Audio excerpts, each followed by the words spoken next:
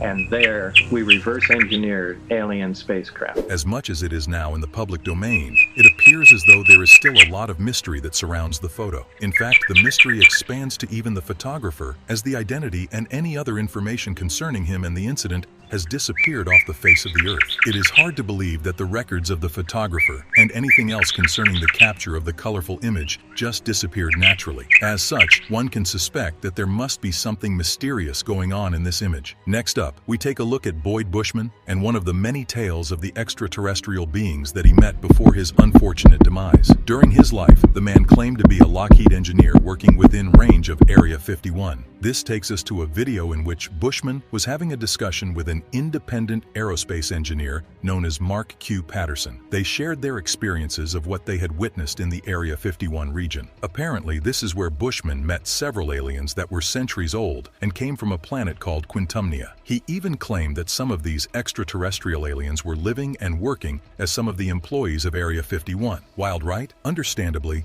this must have been a hot topic when the video came out, especially to those who are eager to believe in the existence of extraterrestrial life on the planet and in the universe. That said, some skeptics will tell you with ease that this was probably just the ramblings of an old man looking to depart from this world with a bang. What do you think? Do you think Bushman's story should be taken with a pinch of salt? Or was he trying to tell us that these aliens not only exist, but that they truly walk among us? Please let us know in the comments section. Let's turn to something that could be considered to be less controversial than the accounts of the elderly UFO enthusiasts. We take a look at Gabe Zeffin, a private pilot and an amateur photographer who decided that the best way for him to spend the first Christmas day after the COVID-19 pandemic was to go soaring above Area 51 with his Cessna 150 plane. Groom Lake is the Area 51 region in Nevada. When Area 51 was just bare bones, they took the craft and the aliens, got to that location in the middle of the Nevada desert. Sounds pretty awesome to me, especially as he was able to take more than 1,000 photos of the area while he was up there after getting some of these amazing photos of the Nevada testing range, as well as Area 51. The pilot and amateur photographer was left surprised when he went through his photos later on. This was because he soon discovered a mysterious triangle shape inside an open hangar that was located south of the main NTTR complex that was located in the notorious Area 51. Although the recordings could be said to be unclear, we can argue that the recordings are legit because we can hear Gabe getting clearance from the authorities to fly over this restricted area. As much as we'd love to say that he had clear recordings or photos that could tell us what may be inside the hangar, it actually looks like we may never figure out what the amateur photographer recorded that fateful day. Next up, we take a look at what is now known as the alien interviews. Thankfully, the event occurred during a time when these cameras were readily available to us. It's about a 40-foot diameter dish-shaped craft that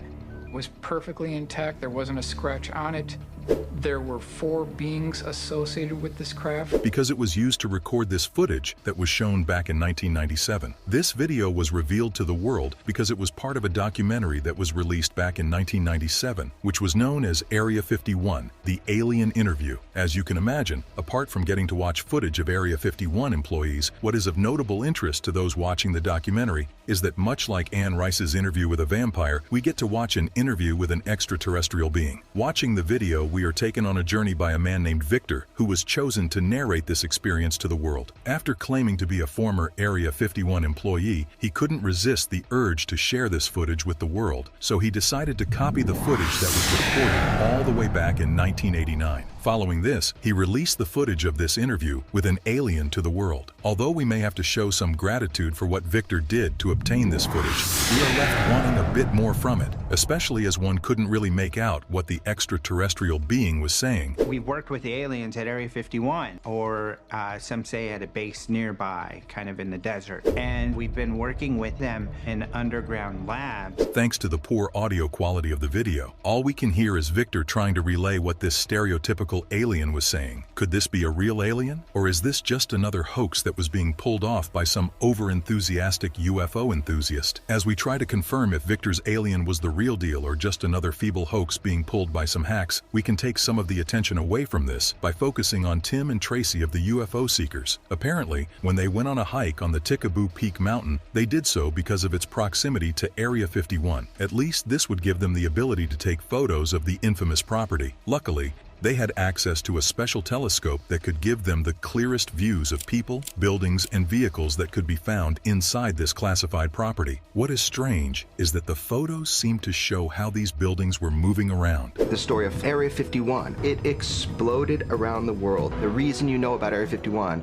is because Bob Lazar and George Knapp on the news 1989 made it a household name. That's the reason. Could this actually be real, or is this some sort of fantasy? What is certain is that these things are truly out of this world. Elsewhere, Steve Barron, a resident of Nevada in 2019, managed to record the image and the recording of a strange object that was flying in the sky over the residents of Nevada. These strange flying objects seemed to be hovering over a mountain range that was close to his home in Nevada. Although Barron didn't have much information on what he had just seen and recorded, it looked as though this was a massive object despite it being so far away. It also looked like it was quite bright as it illuminated over the far-off mountain ranges in Nevada. Furthermore, it seemed to move in a strange pattern that was unlike anything that had ever been seen before. As it tore through the skies, those who came across the footage of this strange object seemed to want to think that it was just a drone. The jury is still out on that one, but we know that this is one of the most interesting footage of extraterrestrial life that you can find out there. Let's also look at the images that were captured by a commercial satellite. J-Rod is an alien who allegedly worked at Area 51 over a period of years,